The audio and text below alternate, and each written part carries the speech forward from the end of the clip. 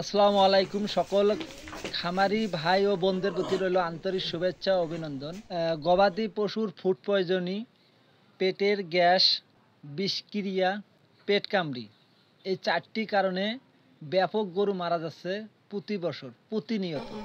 তো আমরা হয়তো অনেকে জানি না যে কোন রোগে কোন ধরনের ওষুধ দিতে হবে বা কোন ধরনের লক্ষণ দেখলে আমরা বুঝবো যে এটি কোন রোগে আক্রান্ত হয়েছে বা কি ধরনের চিকিৎসা দেব। তো এগুলো জানার ভুলতে অনেক গরু কিন্তু মারা যায়, আবার কিছু কিছু গরু আছে আপনার চিকিৎসা করার সময় দেয় না, তার আগেই মারা যায়। তো আজ আমি আপনাদেরকে কিছু গুরুত্বপূর্ণ আপনার কথা বলবো। এই গরুটি কিন্তু হচ্ছে ফুড পয়জনিতে আক্রান্ত। তো আসলে এই পশুটি ফুড পয়জনিতে আক্রান্ত কি না। তো গবাদি পশু পেট যদি এভাবে ফুলে যায়, হাত পা লাফালাফি করে, তো আমরা হয়তোবা ধরেই নেব যে ফুড পয়জনিতে আক্রান্ত হয়েছে, কারণ পেটটা ফোলা আছে।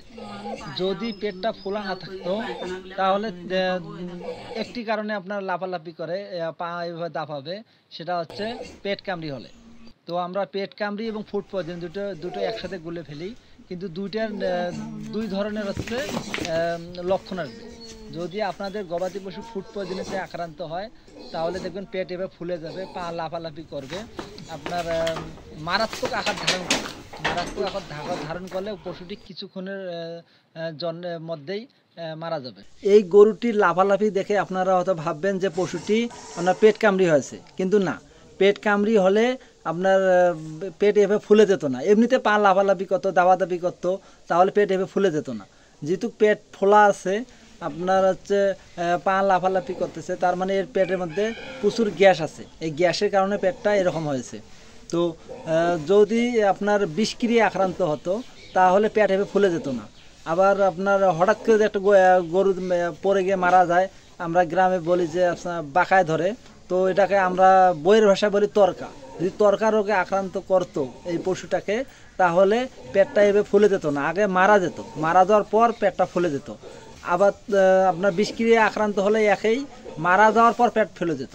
যেহেতু পেটটা আপনার আগে থেকে পশুটি জীবিত আছে কিন্তু পেটটা অনেক ফুলে গেছে, তার মানে এটি বিষক্রিয়ায় আক্রান্ত হয়নি, একে পেট কামড়িতে আক্রান্ত করেনি। এই পশুটাকে আপনার তরকা রোগ অথবা গ্রামের ভাষায় বলে বাঁকা, আসলে বাঁকাও কিন্তু ধরেনি। এই পশুটি আপনারা নিশ্চিত থাকেন এই পশুটিকে আপনার বিষক্রিয়ায় আক্রান্ত করেনি বা অন্যান্য রোগে আক্রান্ত করেনি। এই পশুটি আক্রান্ত হয়েছে অতিরিক্ত গ্যাসের কারণে, ফুড পয়জনিং হয়েছে। তো কি ঘাস খেয়ে এই পশুটি এরকম হয়েছে এবং কখন থেকে পশুটি এরকম হয়েছে এবং পশুটি সুস্থ করতে কি কি লাগে বা কি কি ব্যবহার করে আমি পশু সুস্থ করি, তো এটা আপনাদেরকে আমি দেখাবো। তো আপনারা ভিডিওটা না টেনে আমার প্রতিটা কথা শোনার চেষ্টা করবেন, তাহলে আপনারা এখান থেকে অনেক কিছু শিখতে পারবেন। খামারি ভাইয়েরা এবং ডাক্তার ভাইয়েরা, আপনারা উভয়ে কিছু জিনিস শিখতে পারবেন। যদি আপনারা দেখেন যে একটি গবাদি পশুর পেট এরকম ফুলে গেছে এবং লাফালাফি করতেছে, তো আপনারা অথবা ডাক্তার ডাকবেন। তো ডাক্তার ডাকার আগে আপনারা এই পশুটাকে পর্যাপ্ত পরিমাণে আপনারা আদা রস খাওয়াই দেবেন। তো ডাক্তার ডাকার আগেই আপনারা, ডাক্তার তো ডাকবেন আসতে সময় লাগবে, এর আগেই আপনারা অবশ্যই আদা রস খাওয়াবেন। আর ডাক্তার ভাইদেরকে বলি, আপনারা যদি শোনেন যে পশু এই অবস্থা, তাহলে আপনারা ফোন করেই বলে দেবেন যে আপনারা আদা রস খাওয়ান। তো আদা রস কিন্তু আগে এই পশুটাকে খাওয়াইতে হবে, তাহলে পেটটা অনেকটাই দাবাদাবি কমে যাবে। তো আমি কিন্তু এই পশুটাকে ভিডিও যে এখন করতেছি, তার আগে কিন্তু আমি অনেক ওষুধে খাওয়াইছি, তো সেই ভিডিওটা আপনাদের দেখাইতে পারি নাই। তো এই পশুটাকে আমি মনে করি 25 থেকে 30টা অ্যান্টাসিড প্লাস ট্যাবলেট খাওয়াইছি। হার্বোটপ 2টা ছিল, তা খাওয়াইছি। ডিটক্স ভেট একটা ছিল, সেই ডিটক্স ভেটটা পশুটাকে খাওয়ানো হয়েছে। এই পশুটাকে খাওয়ানো হয়েছে আপনার নোবলট জাতীয় কিছু সিরাপ আর অক্সিকন একটি সিরাপ, এগুলো কিন্তু খাওয়ানো হয়েছে। তো একটু দেখবো 5-7 মিনিট দেখার পর আমি এর পুরো গ্যাসটা আছে, আমি গ্যাসটা বের করে দেবো। এর যদি গ্যাসটা আমি বের করে দিই তাহলে পশুটি খুব দ্রুত সুস্থ হবে। তো গবাদি পশুর দুই ধরনের গ্যাস হয়। এক প্রকার গ্যাস হলে দেখবেন যে খুব দ্রুত পেট ফুলে যাবে এবং যদি চিকিৎসা না করেন খুব দ্রুত পশুটি মারা যাবে, এবং যদি চিকিৎসা করেন দ্রুত তাহলে পশুটি দেখবেন আপনার 6 থেকে 12 ঘন্টার মধ্যে পশুটি সুস্থ হবে। আরেক ধরনের গ্যাস আছে, এই গ্যাসটি হলে দেখবেন যে আপনার পেট এতটা ফুলে যাবে না, পেটটা বেশ স্বাভাবিক অবস্থা আছে, একটু বড় হবে। পশুটি আপনার প্রসাব, পায়খানা এবং জাবর এই তিনটাই করবে না, কাটবে না।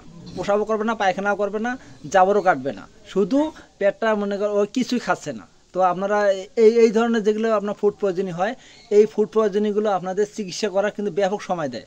আপনার 2 দিন, 3 দিন, 4 দিন, 5 দিন, 7 দিন পর্যন্ত সময় দেবে। তো এই পশুটাকে আপনার সুস্থ করতে কিন্তু খুব সময় লাগে। আপনার ওই ধরনের যেগুলো আপনার গ্যাস আছে, দেখা যায় যে 2-3 দিন স্যালাইন করা লাগে, আপনার অ্যামাইনোভিট প্লাস ব্যবহার করা লাগে, বা ভিটামিন জাতীয় কিছু ওষুধ ব্যবহার করা লাগে। তারপর পায়খানা করানোর জন্য আপনার এসবি নেট জাতীয় কিছু আছে, স্যালাইন করা লাগে। তো অনেক ধরনের চিকিৎসা করা লাগে। তো চিকিৎসা করার পর আপনার ব্যাপক সময় দেবে। আর এই ধরনের যেগুলো ফুড পয়জন হবে, এগুলো কিন্তু আপনার কোনো সময় দেবে না, হয়তো 2 থেকে 2.5 ঘন্টা বা 1 ঘন্টা সময় দেবে। এর মধ্যে যদি আপনার চিকিৎসা না করেন পশুটি আপনার মারা যাবে। তো তাপমাত্রাটা অবশ্যই মাপতে হবে। তো এর তাপমাত্রা হচ্ছে 102 ডিগ্রি। যদি তাপমাত্রা কোনো ক্ষেত্রে কম থাকে, অনেক সময় 98 বা 97 ডিগ্রি থাকে, তাহলে আপনারা ডেক্সট্রামেথাসন ইনজেকশন করে তাপমাত্রাটা একটু বাড়িয়ে নেবেন 102 বা 101 ডিগ্রি পর্যন্ত। তো যাই হোক, আমি এই পশুটির গ্যাসটা সম্পূর্ণ বের করে দিয়েছি, অথবা আপনাদেরকে আমি দেখাতে পারলাম না, কারণ আমার এক হাতে ভিডিও করা লাগে আর এক হাত দিয়ে আমি কাজ করলাম। তো যেহেতু আপনাদেরকে ছিদ্র করাটা এবং ওখানে বের করাটা দেখাইতে পারি নাই, তো আমি মোবাইলটা রেখে আমি 2 হাত দিয়ে কাজটি করেছি, এজন্য দেখাইতে পারিনি।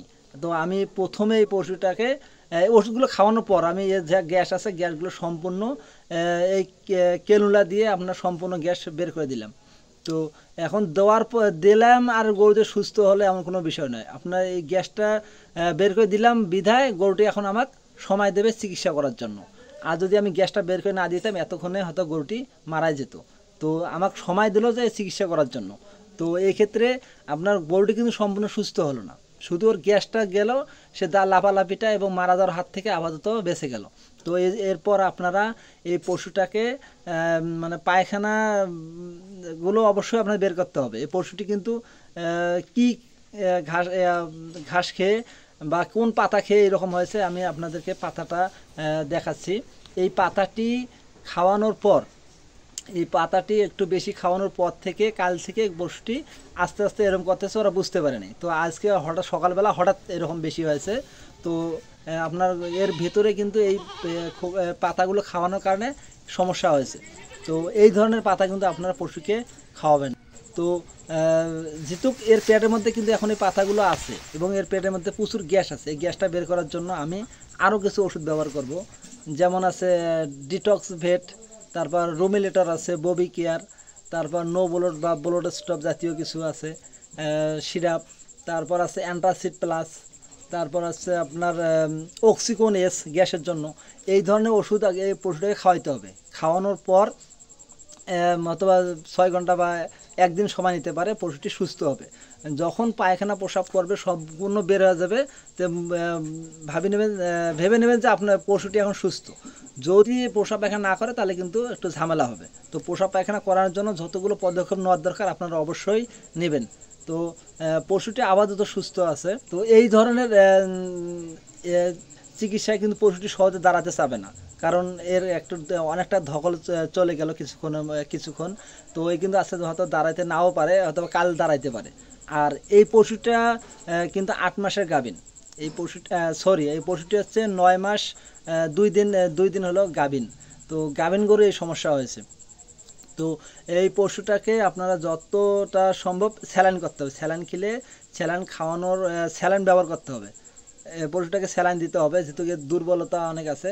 তো একে এসবি নেট হার্টম্যান স্যালাইন, তারপর হচ্ছে ক্যাটাফাস ইনজেকশন, এই জাতীয় কিছু স্যালাইন করে আপনার পশুটাকে খুব দ্রুত সবল করতে হবে এবং এর শক্তি ফিরে নিয়ে আসতে হবে এবং পেটে যা আছে এগুলো বের করতে হবে।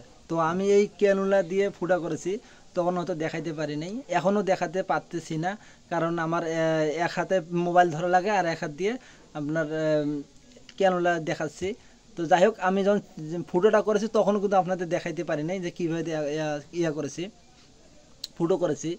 আর প্রথম অবস্থায় আমি আপনাদেরকে ওষুধগুলো খাওয়ানো দেখাতে পারিনি, কারণ তখন পোস্ট অবস্থা দেখে অথবা ভিডিও করার মতো কোনো পরিবেশ ছিল না।